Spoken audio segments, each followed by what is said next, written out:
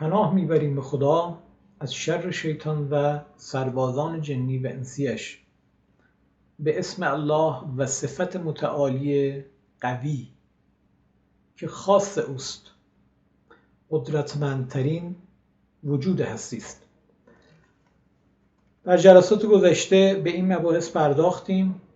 در این جلسه قصد دارم به مبحث نظام سازی از یه بعد دیگه نگاه بکنیم، یه بررسی اجمالی با چیزی که میفهمیم یک مطابقتی بدیم با صنعت خودروسازی، با صنعت موشکسازی، یک بررسی تطبیقی انجام بدیم و بفهمیم که اشراف بیشتری به مباحث نظام سازی پیدا بکنیم. خب اولا بگم که صنعت خودروسازی ما بیشتر از این که یه صنعت فنی باشه، یه صنعت سیاسیه، یه مافیای اقتصادی سیاسی پشتش هستن.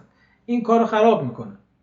اگر فقط صنعت خودرو مباحث فنیش مد نظر بود، خیلی جلوتر از اینها ما به خودروی کاملا ملی و خودروی بومی رسیده بودیم. ما در مقابل صنعت خودرو صنعت موشکسازی رو داریم، صنایع نیروگاهی رو داریم و صنایع سنگین فولادسازی رو داریم. در همه اینها ما به دانش بومی رسیدیم، به نظام ساخت اون صنایع دست پیدا کردیم. نظام سازی یک علم ترکیبیه، یه علم کلنگره. نظام ساز کسیه که باید دستی در تمام علوم داشته باشه، باید از مهمترین نکات سایر علوم سررشته داشته باشه، رشته تو دستش باشه، بدونه وقتی صحبت از نرخ بهره در علوم اقتصادی میشه منظور چیه، بفهمه وقتی که صحبت از توان تولید گندله در تولید فولاد میشه منظور چیه و الی ماشاءالله. از این نظام ساز مونتاژکار اجزای علمی پراکنده است، کسیه که میتونه این مباحث جدا جدا رو کنار همدیگه تبدیل به یک علمش کنه. خیلی کار مهمیه. به شدت جامعه ما نیازمند چنین افرادی هستند. صنعت خودروسازی که حالا مد نظر ما هسته 4 قسمت اصلی داره. بخش طراحی خودرو، واحد تحقیق مهندسی هستش، طرح و توسعه هستش، دانشمندانی که در آزمایشگاه دارن روی مواد و روی روش‌های بهینه کردن مثلا موتور خودرو کار میکنن. اصرار میکنم مستند تاریخ خودرو رو دانلود کنید و ببینید، خیلی ذهنتون باز میشه که تمدن ماشینی امروز پایه‌هاش و تئوریسین‌هاش و اولین پایه‌گذارانش کیا بودند و چه رقابت سنگینی بین فورد و بنز و دایملر و افراد شاخص اینجوری که امروز بزرگترین شرکت‌های جهان رو تشکیل میدند، چه رقابت سنگینی بین اینها برقرار بوده. بعد از مرحله طراحی خودرو، اول طراحی کلی خودرو هستش، مجدد طراحی جزئی خودرو هستش که اینها با هم دیگه رفت و برگشت دارن. ساخت قطعات جزئی خودرو هستش و بعد ساخت مونتاژ کلان خودرو و در تیراژ بسیار بالا برای پاسخ به بازار. خب از اینجا به بعد ذهنتون رو 3 قسمت کنید: صنعت خودروسازی، صنعت تسلیحات و موشکسازی و نظام حکومتی، که بیشتر ما نقطه نظرمون فهم این قسمت هستش. و هر بخش رو هم 2 قسمت بکنید: وضعیت فعلی چی هستش و وضعیت مطلوبمون چی قراره بشه.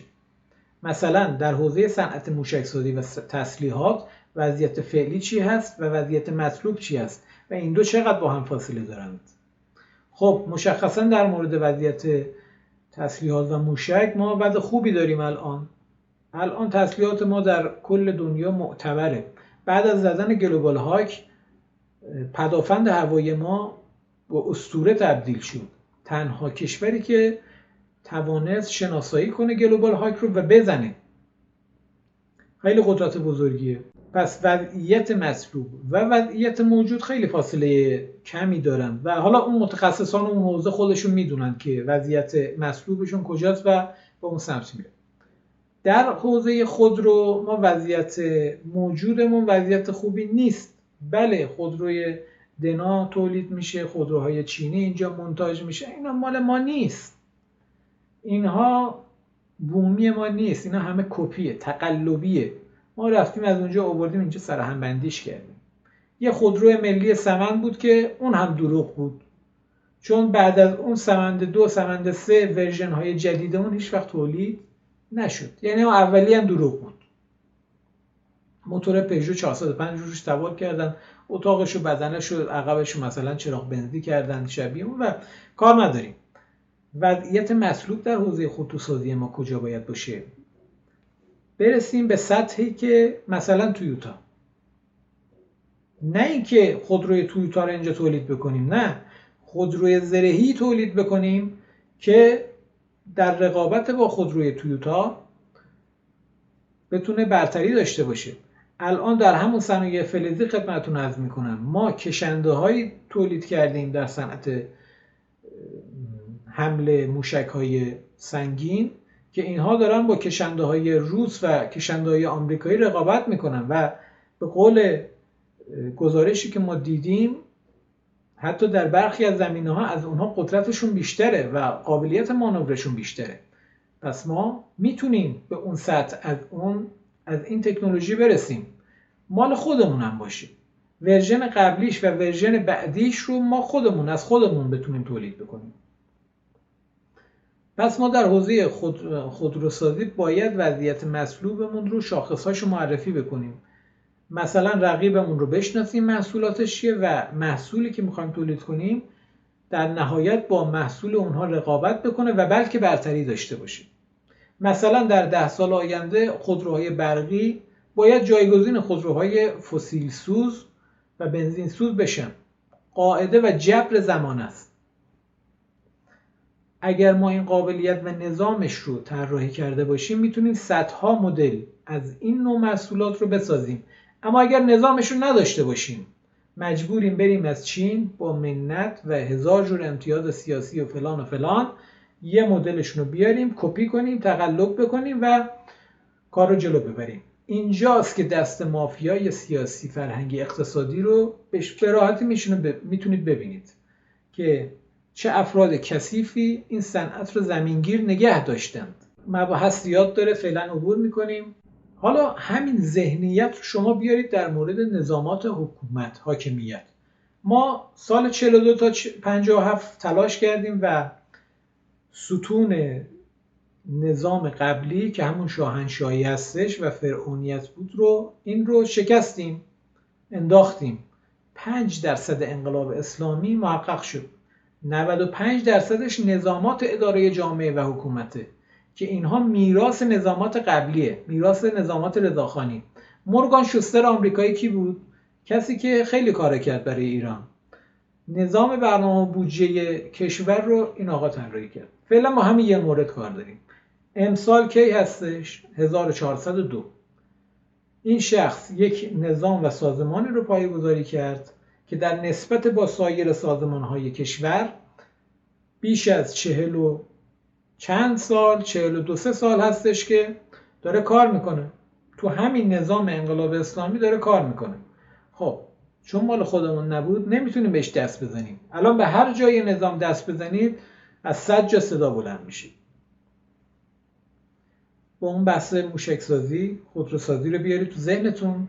نظامساز حکومتی کسی است که بتواند اجزاء نظامات حکومتی رو دستکاریش بکنه، کم و زیادش بکنه. یه جا لازم حذفش بکنه، یه جا باید یک سازمان جدیدی ایجاد بشه اون رو ایجاد بکنه. این بخش کار حوزه نظامساز هستش.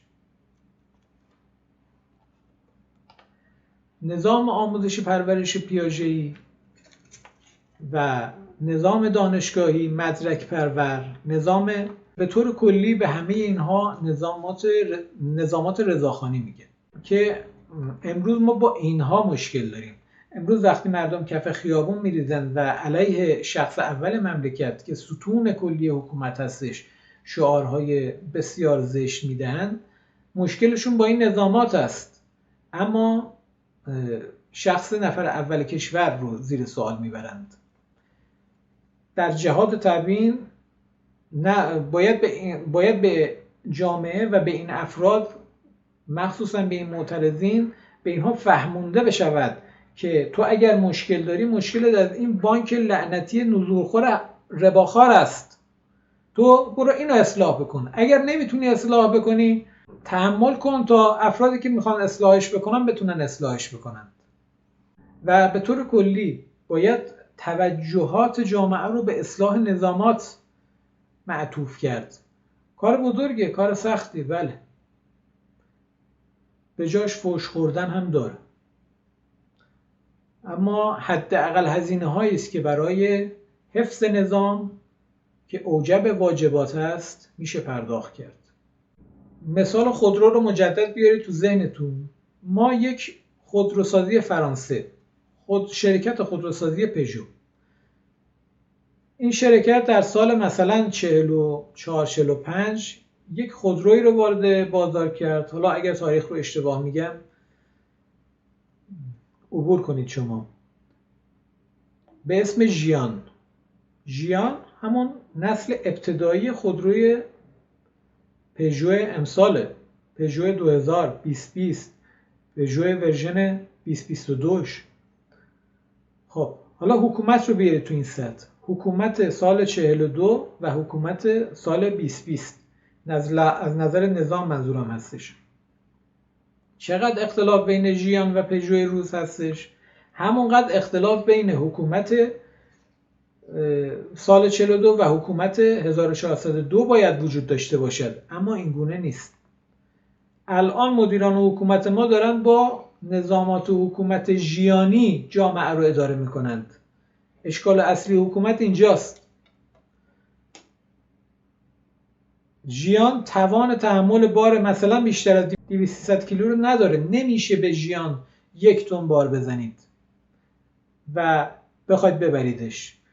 اگر ما آرمانهای بلند داریم که مثلا خودرویی بسازیم که چند تن بار رو تحمل بکنه، خب باید نظاماتش رو بسازیم. باید ژیان رو تبدیل کنیم به پژوی امروزی. نظام سازی و مباحثی که ما دنبال میکنیم از این جنسه. اجزای این نظام رو باید مورد مداقه قرار بدیم، تک تکشون رو، و اونها رو بهینه‌شون بکنیم، اصلاحشون بکنیم، حذفشون بکنیم، اضافه بکنیم تا به اون مدلی برسیم که توان بارپذیری و بارگیری امانت الهی رو داشته باشه. امانت الهی در 5 سطح قابل بررسیه. حالا بهش میپردازیم. در سطح تکنیکی، تاکتیکی، میان حاکمیتی، استراتژیکی و ایدئولوژیکی. جامعه ما اگر قرار هست در سطح استراتژیکی توان تحمل امانت الهی رو داشته باشه، خیلی قوی تر از اینها باید بشیم و راهش اینه که ما نظام سازی رو برجسته بکنیم و از این مسیر ورود بکنیم، جلو بریم. خب سازمان ها و نظامات فعلی ما که حکم همون ژیان رو دارند تبدیل بکنیم به نظامات بسیار پیشرفته و بومی و مثلا پژو 2022. خب اگر همین الان ذهنتون رفت به این سمت که ما بریم واردات مدل سازمانی، واردات مدیر از غرب داشته باشیم، مثل حرفی که مدیران دوره روحانی زدن، شما به درد این مباحث نمیخورید.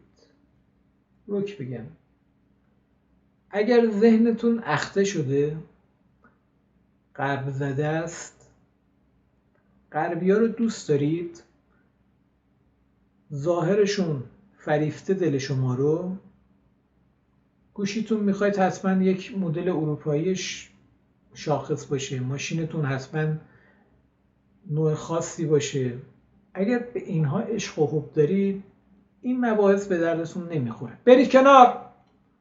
اگر هم در حکومت به منصبی برسید، گند میزنید. رک. هم دنیای خودتون رو خراب میکنید، هم آخرتتون رو. هم دنیای این مردم رو خراب میکنید، هم آخرتشون رو. برید کنار.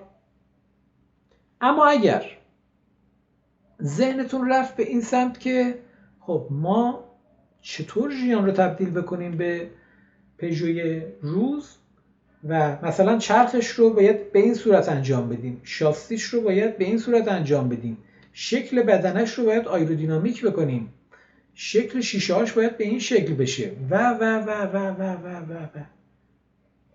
شما به درد این کار و این شغل میخورید. اگه فکر میکنید که با همین سازمان برنامه و بودجه، با همین مجلس، با همین وزارتخونه ها، با همین سازمان ها و ادارات زیر مجموعهشون میشه پژو 2022 ساخت، اشتباه میکنید. همه اینها رو باید دستخوش تغییر کرد، تغییرات اعمال کرد. اگه این سوالات ذهنتون رو قلقلک داد، شما به درد نظام سازی میخورید. جامعه و حکومت به شدت نیازمند شماست. پس یه بار سریع مرور کنیم. 3 دسته شغل داریم، 3 دسته آدم داریم: نظریه پرداز، نظام ساز و مدیران، که حالا مدیران در 5 سطح: تکنیکی، تاکتیکی، میان حاکمیتی، استراتژیکی. و نظام ساز کارش این هستش که نظریات پایه نظریه سازان و ایدئولوژی ها رو بگیره و کاربردیش بکنه و به هم بچسبونه، مدیریت بکنه، ترکیبش بکنه، یه تیکش بکنه، یه پارچش بکنه و به دست مدیران بسپاره که مدیران بتونن باهاش خدمت کنن به جامعه و جامعه رو جلو ببرن. اگر نظام ساز کارش رو درست انجام بده، نظریه پرداز خیلی کار سختیه ولی هست، کمند ولی هستند. مدیر الا ماشاءالله داریم، مدیر خوبم خیلی داریم. نظام ساز ما این وسط مشکل داریم. نظام سازی رو باید برجسته کنیم. اگر ذهنتون به این سمت میره که باید بریم از غرب ترجمه کنیم و بیاریم، به درد نظام سازی نمیخورید. اما اگر ذهنتون به این سمت میره که این اجزا اشکالاتش رو در بیارید و تغییر و تحول بهش بدید، کم و زیادش بکنید، یه چیز جدیدی اضافه بکنید بهش، یه چیزای اضافیش رو حذفش بکنید، اگه همچین مباحثی تو ذهنتون قلقلک میخوره و جولان دارد به قول معروف، شما میتونید تو این حوزه وارد بشید و به شدت جامعه به شما نیاز داره، به شدت مباحث این حوزه مباحث جدید و نو و مهمی هستند و سرنوشت کشورمون و تمدنمون و حتی بشریت به این مباحث بستگی داره. امیدوارم که یه قدم کوچیک ما تو این مسیر بتونیم خدمت شما ارائه مطلب داشته باشیم. متشکرم.